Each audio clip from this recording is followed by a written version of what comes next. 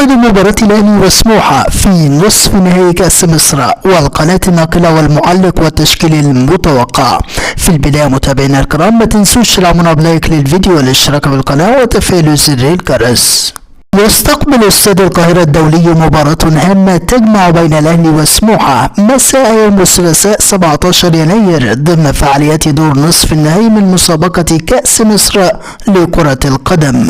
وتأهل فريق الأهلي لهذا الدور في الكأس بعد الانتصار على المقاولون العرب بركلات الترجيح، بينما تجاوز سموحة عقبة المنتخب السويسي بهدفين دون رد في دور ربع النهائي.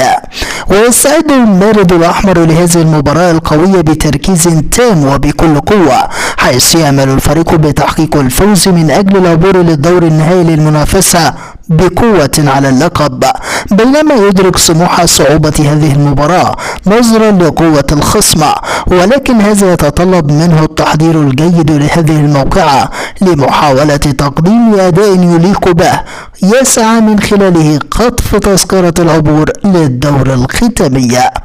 أما عن موعد المباراة، موعد مباراة الأهلي وسموحة هو يوم الثلاثاء الموافق 17 يناير 2023، ويقام اللقاء على استاد القاهرة الدولية، وستنطلق صافرة بداية المباراة في تمام الساعة 5 مساء بتوقيت الجزائر والمغرب وتونس، 6 مساء بتوقيت مصر وفلسطين والأردن وسوريا والسودان ولبنان وليبيا، 7 مساء بتوقيت السعودية والعراق والكويت وقطر والبحرين واليمن، 8 مساء بتوقيت الإمارات وسلطنة عمان. أما عن القناة الناقلة للمباراة، تذاع مباراة الأهلي وسموحة في نصف نهائي كأس مصر على قناة اون تايم سبورت 1 الناقل الحصري لبطولة كأس مصر.